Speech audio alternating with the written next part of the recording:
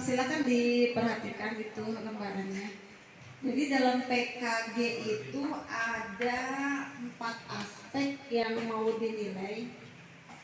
Ada satu nggak saya? Jadi guru itu yang dinilai dalam PKG penilaian pedagogik. Yang pertama, yang kedua kepribadian, yang ketiga sosial, dan yang keempat profesional. Dan ini merupakan kompetensi yang wajib dimiliki oleh seluruh guru. Jadi kalau Bapak Ibu ditanya, guru ada berapa sih kompetensi guru?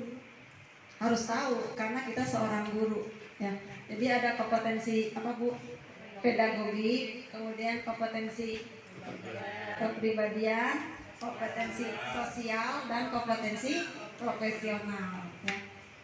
Saya kira ini udah lama ngajar, udah nggak mesti saya jelasin apa itu pedagogi, apa itu kepribadian, sudah pada paham semua kan? Dalam pedagogi ini yang paling banyak dinilai. Pedagogik 1, guru harus menguasai karakteristik peserta didik. Coba, kita murid banyak, satu kelas nggak mungkin hafal semua kadang ya.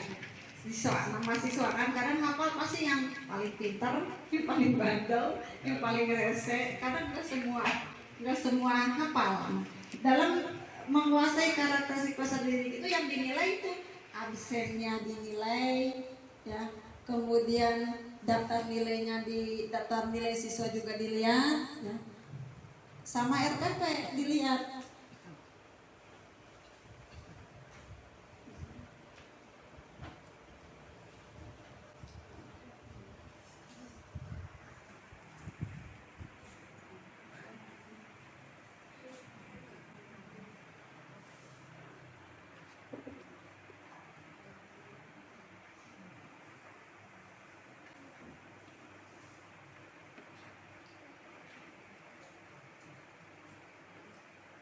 Nih, ini Pak, ya. Jadi unsur pedagogik yang dinilai pertama itu mengenal karakteristik peserta didik. Yang dinilainya apa? RPP harus ada, absen harus ada, daftar nilai harus ada. Nanti pengawas itu sebelum pengamatan, Bapak pengawas datang ke Ibu meriksa ada nggak nih RPP-nya, ada nggak absennya, ada nggak daftar nilainya. Nah, kemudian pas di kelas diobservasi bagaimana Ibu menggunakan RPP itu dalam pembelajaran. Dan yang paling sulit ini Pak Ceng, bikin lampiran ini. Kalau untuk naik golongan, bikin lampiran ini yang warna biru, tulisan ini nggak boleh ada yang sama. Tiap tahun itu harus berubah Pak Barudin. Jadi setiap PKG kalimatnya harus berbeda. Narasinya harus berbeda. Kalau sama dibalikin PKG tidak sama kantor, nggak diterima ya. Itu salah satunya itu. Kemudian kalau kompetensi pedagogik yang kedua menguasai teori belajar, apa yang diperiksanya Ibu harus ada apa? Di sini juga sama, Ibu harus ada RPP dan silabus. RPP-nya harus sesuai dengan silabus gitu ya. Lanjut pedagogik yang ketiga. Yang ketiga ini pengembangan kurikulum. Harus ada RPP, silabus, dan kurikulum. Kurikulumnya itu yang KTSP itu Pak, yang ada di kantor, yang tebel. Kalau di kantor ada apa ya? Dokumen 1. Jadi harus ada dokumen satunya. Dilihat dokumen satunya. Kemudian yang keempat kegiatan pembelajaran yang mendidik. Harus ada RPP, promes, dan prota. Promesnya diisi enggak, protanya diisi enggak, gitu. Perhitungan minggu efektifnya benar enggak, kalender sama protanya sesuai enggak, gitu.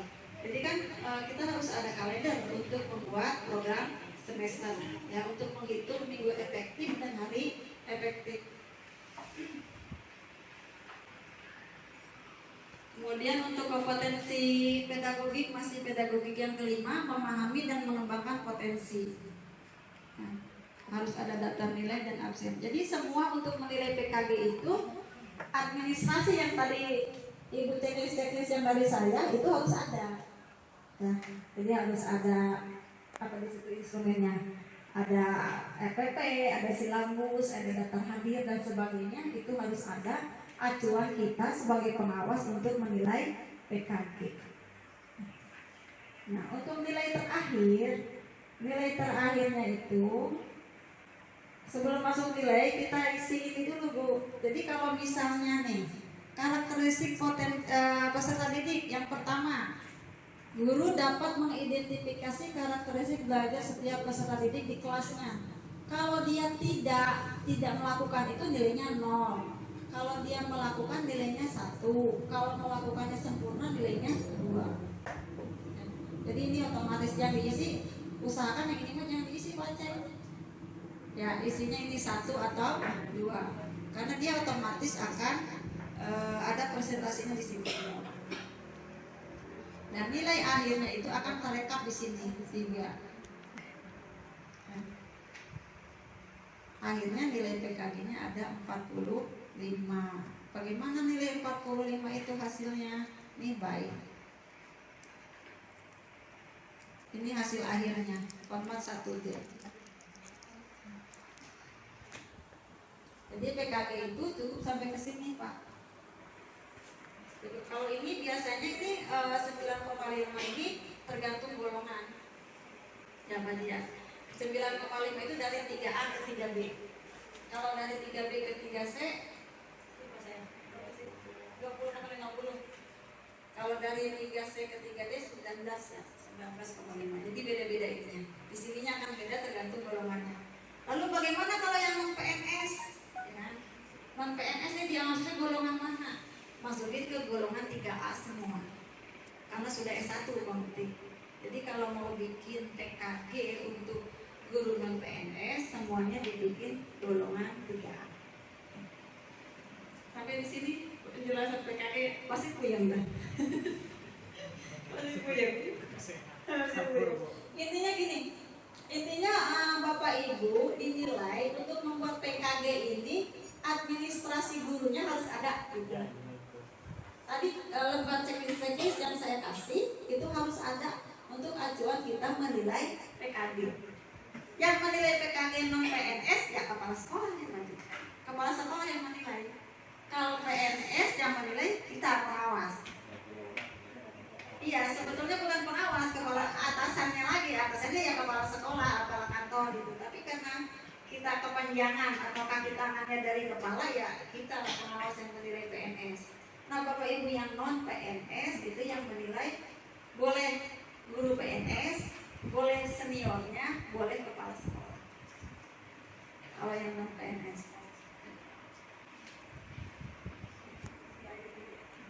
Sampai sini ada pertanyaan tentang PKG? Ini Bapak Ibu baru ngedengar istilah PKG atau udah pernah dengar gitu? Udah sering Bu. Sering? Iya. Tapi belum paham semuanya keseluruhannya. Tapi belum tahu PKG itu apa gitu kan ya? Iya. Kalau yang pernah yang operator simpatika itu ada Pak? Ya itu yang poin penilaian SKST. 90, 80 itu kan sama kayak gitu. Sama kayak gitu. Kalau itu untuk cuma 1 lembar rekapnya ya. Cuma kalau yang lebih lengkap seperti ini harus ada bukti nilainya 1, 2, 3-nya, harus ada ininya apa? Uraiannya, harus ada rekap dan terakhir ini. Iya, kalau yang simpatika mah lampiran aja. Sampai sini ada pertanyaan Bapak Ibu?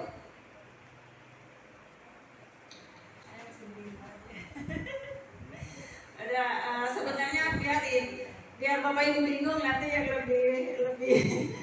lebih jelas nanti sama Bapak.